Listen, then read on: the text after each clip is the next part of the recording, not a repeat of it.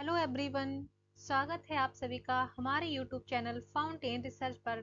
यहाँ पर आपको प्रोवाइड की जाएंगी history, geography, other 6 to 10th की सभी एनसीईआरटी टॉपिक वाइज एंड आपको सभी पीडीएफ प्रोवाइड की जाएंगी। तो आप हमारे चैनल से जुड़े रहने के लिए लाइक एंड सब्सक्राइब कीजिए। आज का हमारा टॉपिक रहेगा क्लास 10th की हिस्ट्री का चैप्टर फर्स्ट, यूरोप में राष्ट्रवाद का उदय। तो हमारा टॉपिक है जर्मनी और इटली का एकीकरण। इसमें हम जानेंगे जर्मनी और इटली का एकीकरण किस तरह से हुआ था। तो जर्मनी और इटली का निर्माण, तो ये निर्माण किस तरह से हुआ था जर्मनी का और इटली का। तो जर्मनी और इटली का जो निर्माण है, इसके लिए कई लोग, कई राष्ट्रवाद और कई लोगों की हिस्सेदारी रही थी। निर्माण का मतलब होता है कि जो राष्ट्र जो अलग अलग हैं वो सभी एक साथ एक जगह पर किस तरीके से आए थे, सभी लोग कैसे जुड़े थे। जिस तरीके से हमारा भारत है, हमारा भारत पहले अलग अलग क्षेत्रों में, अलग अलग टुकड़ों में बटा हुआ था, उसी तरह जो यूरोप है वो भी अलग अलग क्षेत्रों में बटा हुआ था। तो जर्मनी और इटली किस तरीके से राष्ट्र बने थे, किस तरीके से इनका निर्माण हुआ था, इसके बारे में जानेंगे। तो आइए देखते हैं इसके बारे में, जर्मनी और इटली का निर्माण। तो जर्मनी क्या सेना राष्ट्र की निर्माता हो सकती है? अब इसमें बात की जा रही, जो जर्मनी है, जर्मनी जो सेना राष्ट्र है, इसकी निर्माता हो सकती है या नहीं हो सकती है। तो इसमें क्या हुआ था, 1848 में यूरोप में राष्ट्रवाद का जनतंत्र और क्रांति से अलगाव होने लगा था। राष्ट्रवाद क्या होता है, यानी कि राष्ट्रवाद यानी कि जो जनता के द्वारा किया गया शासन। राष्ट्रवाद में क्या करती है, जो जनता होती है, जनता द्वारा बनाया गया शासन होता है। और जनतंत्र क्या होता है, जनतंत्र में जैसे कि कोई भी व्यवस्था, किसी भी व्यवस्था को चेंज करना, किसी भी व्यवस्था को जनता के द्वारा बदला जाना क्या कहलाता है, या जनता के द्वारा बदला जाना, उसके द्वारा आवाज उठाना किसी भी चीज को लेकर, वो क्या कहलाता है, जनतंत्र कहलाता है। अब आता है कि क्रांति। तो क्रांति का मतलब क्या होता है, जनतंत्र और क्रांति। जो क्रांति यानी कि जो जनता अपने हक के लिए, किसी चीज के लिए आवाज उठाती है, किसी व्यवस्था में परिवर्तन के लिए आवाज उठाती है, उसको कहते हैं जनतंत्र और क्रांति। तो अलगाव क्या होता है, अलगाव होता है यानी कि अलग होना। क्या होता है, अलग हो जाना। तो अलगाव मतलब क्या होता है, अलग हो जाना।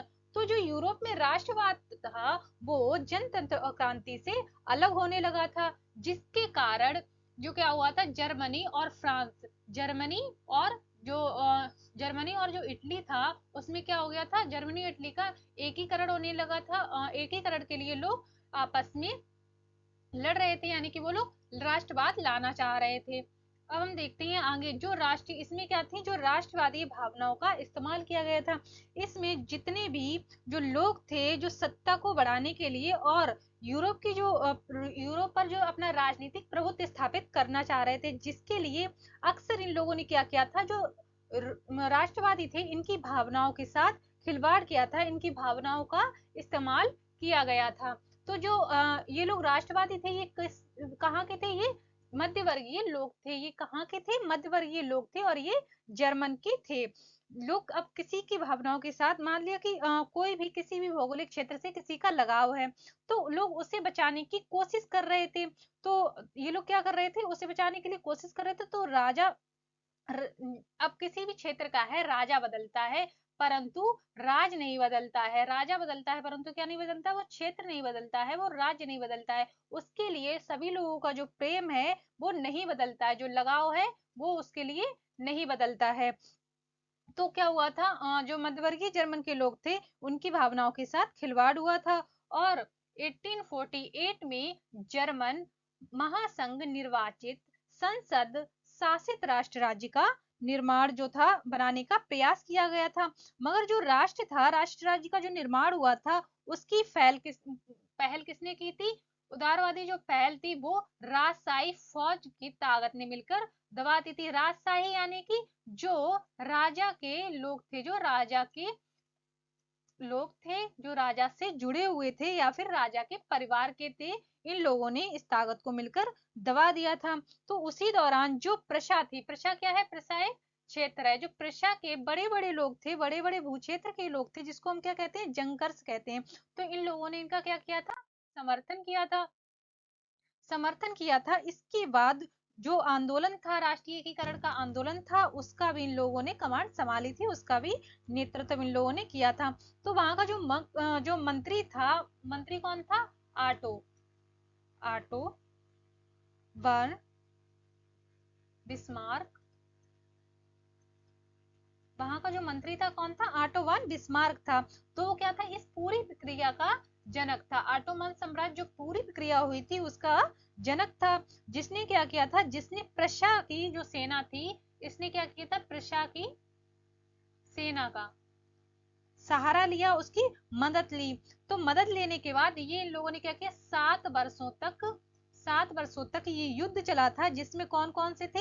ऑस्ट्रेलिया थी, डेनमार्क थी और फ्रांस था।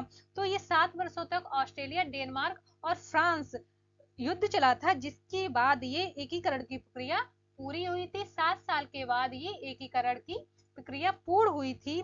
और जो जो प्रशा थी वो क्या थी? जिसने प्रशा की सेना को नौकरशाही की मदद ली थी, और मदद लेने के बाद में इसने एकीकरण की प्रक्रिया को पूरी कर लिया था।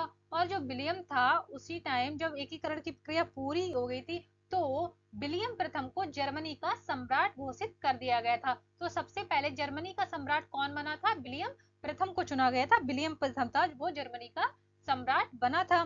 तो 18 जनवरी को, कब? 18 जनवरी को 1871 की जब सुबह थी, तो उस दौरान जो जर्मन के राज्य थे, तो राज्यों के जो राजकुमार थे और सेना में जो लोग शामिल थे, राजकुमार थे और जो वहां की सेना थी, वो क्या कर रहे थे? जो मंत्री था ऑटो वन बिस्मार्क, वो मंत्रियों की एक बैठक हुई थी। इन सभी में क्या हुई थी? एक बैठक की गई थी। जितने भी ऑटोमन साम्राज्य के राजकुमार थे, जितनी भी सेना थी, उन सभी और जो मंत्री थे, इन लोगों के बीच में एक बैठक की गई थी, जिसमें कहा गया था, जो सभा थी उसमें जो विलियम प्रथम थे, उन्होंने उसका नेतृत्व किया था। और जिसके बाद जो जर्मनी था, उसको राष्ट्र निर्माण की प्रक्रिया शुरू हुई थी और उसको एक जर्मन राष्ट्र घोषित कर दिया था।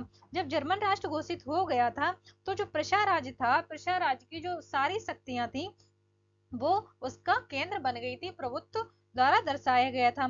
तो नए राज्य तो जो था, नए राज्य जर्मनी में, तो नया राज्य कौन सा बना था? नया राज्य बना था जर्मनी, जिसमें जिसमें क्या किया गया था? नई नई व्यवस्थाएं चालू की गई थी, जैसे कि मुद्रा हो गया, बैंकिंग हो गई, और कानूनी और न्यायिक व्यवस्था हो गई। तो ये सब इसमें ऐड किया गया था, और इसके लिए कदम उठाए गए थे, कई सारे कदम उठाए गए थे और इनकी कार्रवाई की गई थी, जो एक जर्मनी के लिए एक मॉडल बन गया था। ये था हमारा आज का टॉपिक। आई होप आप सभी लोगों को समझ आया होगा। अगर समझ में आया हो तो लाइक कीजिए एंड कमेंट कीजिए। हमारे चैनल से जुड़े रहने के लिए आप लाइक कमेंट कर सकते हैं।